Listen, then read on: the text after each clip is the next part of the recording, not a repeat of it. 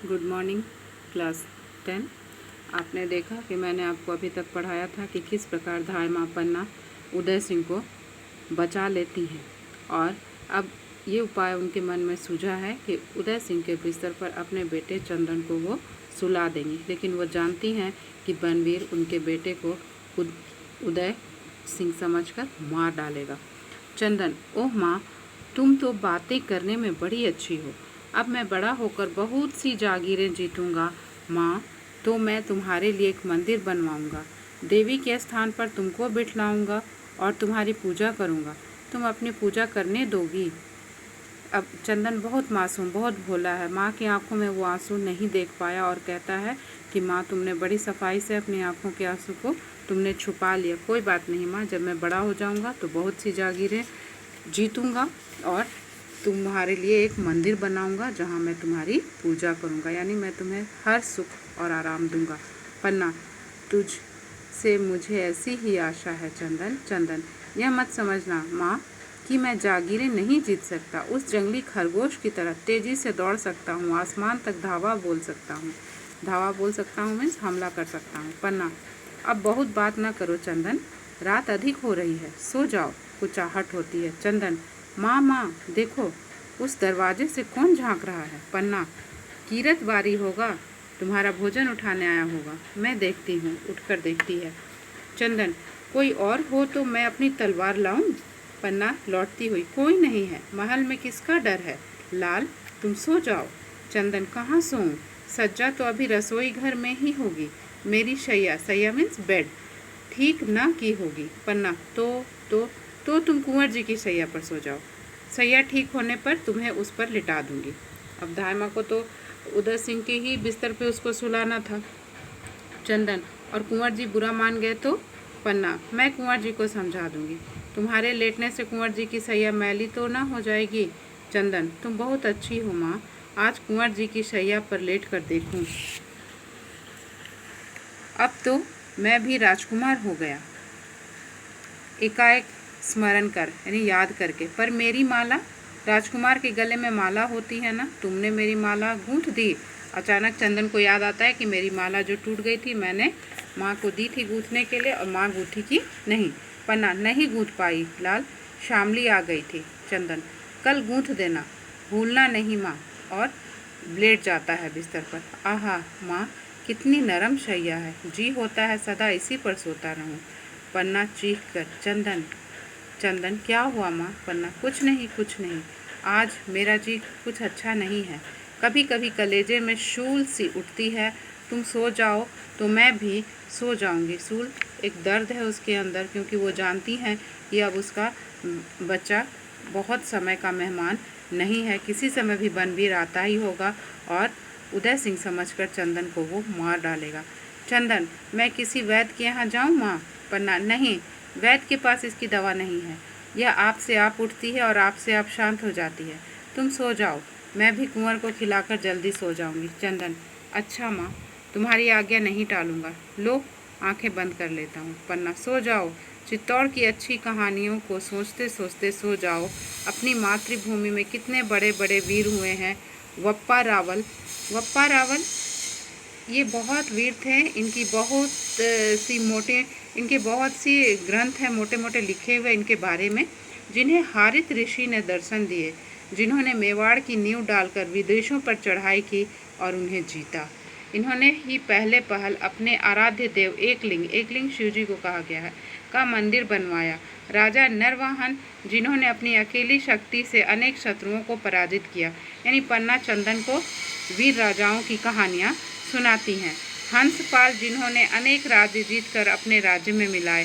रावल सामंत सिंह, जिन्होंने गुजरात के सोलंकी राजा उदयपाल को युद्ध में पराजित किया।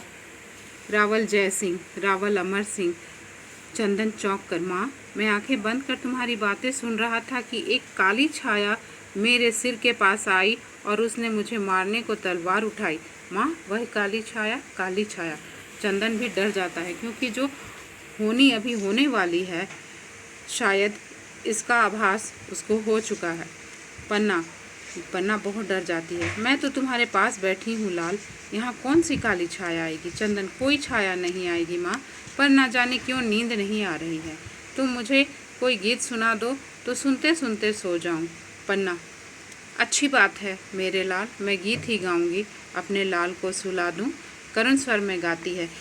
ये जो गीत है इसका भी मीनिंग है बच्चों, क्योंकि धाय माँ जानती हैं कि अब चंदन बहुत समय का मेहमान नहीं है, कुछ ही देर में बनवीर आकर उसको मार देगा, इसलिए वो गा रही हैं, उड़ जा रे पखेरुआ साज पड़ी। कौन पखेरुआ है?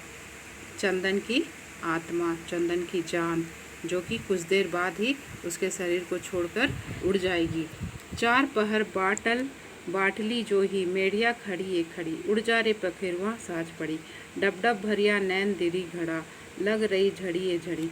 यानी जब उसके प्राण पखेरु उड़ जाएंगे तो किस प्रकार उनकी आंखें डबडबा जाएंगी, भर आएंगी, और आंखें जो बरसने लगेंगी तो रुकने का नाम भी नहीं लेंगी। उड़ जा रे प्राण पखेरुआ सांझ भई, तेरी फिकर हूँ भई दीवानी, मुश्किल घड़ी ये घड़ी। यानी ये माँ के लिए बहुत मुश्किल घड़ी है, किस तरह वो अपने आप को संभाले। वो दीवानी हुई जा रही है, अपने बच्चे के लिए पागल हुई जा रही है। गाना धीरे धीरे समाप्त हो जाता है। पन्ना पुकारती है चंदन। चंदन के न बोलने पर पन्ना जोर से सिसकी लेती है। पन्ना, मेरा लाल सो गया, मैंने अपने लाल को ऐसी निद्रा में सुला दिया कि अब वह कभी नहीं उठेगा, क्योंकि अब तो बनवीर आएगा और उसको मार देगा और वो सोया का सोया रह जाएगा, वो कभी नहीं अब उठ पाएगा। पन्ना रोने लगती है, सिसकियाँ लेती है। ओह पन्ना, तूने अपने भोले बच्चे के साथ कपट किया है, तूने, और उसकी आत्मा उसे धिक्कार रही है। तूने अंगारों की सेज पर अपने फूल से लाल को सुला दिया है। तू सर्पिनी है, सर्पिनी, सर्पिनी मीन्स सांप, नागिन, जो अपने ही बच्चे को खा डालती है, जानबूझकर अपने पुत्र की हत्या कराने जा रही है। हाय अभागिन माँ, संसार में तेरा भी जन्म होने को था। सिसकियाँ लेती है। पन्ना अपने आप को कोसती है, फिर चंदन को संबोधित करते हुए, लाल, तुम्हारी माला मैं नहीं गूंथ सकी, क्योंकि उसके जीवन की माला तो टूट गई ना। चंदन के जीवन की माला तो टूट गई, उसके प्राण पखेरु तो कुछ ही देर में उड़ जाएंगे। तुम्हारा जीवन अधूरा होने जा रहा है, माला कैसे पूरी होती है? तुम्हारी नहीं होगा बच्चों, प्रिंटिंग मिस्टेक है, तुम्हारा होगा। आज अंतिम दिन में तुम्हें अपने हाथ से भोजन भी न करा सकी, आज तुम भूखे ही रह गए मेरे लाल। तुम क्या जानो कि कल तुम और कुंवर साथ साथ कैसे भोजन करोगे, क्योंकि चंदन तो कल का सूरज देखने को जीवित ही नहीं बचेगा। कहते थे कल तुम परोस कर भोजन खिलाना, मैं अब किसे खिलाऊंगी? चंदन और सिसकियाँ लेती है। तुम बड़ी बड़ी जागीर जीतोगे, मंदिर बनवाओगे, देवी के स्थान पर मुझे बिठलाओगे और मेरी पूजा करोगे। मैं ऐसी देवी हूँ कि अपने भक्त को ही खा रही हूँ। सिसकियाँ, तुम्हारे अंगूठे से रक्त की धारा बही, अब हृदय से रक्त की धार बहेगी तो मैं कैसे रोक सकूंगी। यानी कि अंगूठे से रक्त की धार बही तो पन्ना विचलित हो गई, और अब बनवीर तो आकर उसके हृदय पर आघात करेगा और उसके अब हृदय से खून बहेगा तो वो कैसे देख पाएंगी। मेरे लाल, मेरे चंदन, जाओ यह रक्त धारा अपनी मातृभूमि पर चढ़ा दो। आज मैंने भी दीप दान किया है। धाय माँ पन्ना ने भी अपने कुल के दीपक यानी चंदन का दान किया है। असली दीपक का दान धाय माँ ने किया है अपने देश के लिए। अपने जीवन का दीप दान मैंने रक्त की धारा पर तैरा दिया। ऐसा दीप दान भी किसी ने किया है? एक बार तुम्हारा मुख देख लूं, कैसा सुंदर और भोला मुख है। और फिर रोने लगती है। एकाएक भड़भड़ाहट की आवाज़ होती है। हाथ में तलवार लिए बनवीर आता है। बनवीर मद्य पीने से उसके शब्द लड़खड़ा रहे हैं। पन्ना, यानी उसने शराब पी रखी है जिसके कारण वो साफ साफ बोल नहीं पा रहा है। पन्ना, महाराज बनवीर, बनवीर, सारे राजपुताने में एक ही धाय माँ है ना? है पन्ना, सबसे अच्छी। मैं ऐसी धाय माँ को प्रणाम करने आया हूँ। रुक कर, धाय माँ की आंखों में आंसू? पन्ना, नहीं, आंसू नहीं है, मेरे कुंवर बिना भोजन किए सो गए। बनवीर, आज के दिन भोजन नहीं किया है? अरे आज तो उत्सव का दिन है, आनंद का दिन है। अट्टहास करता है, जोर जोर से हंसता है। मेरे महल में 300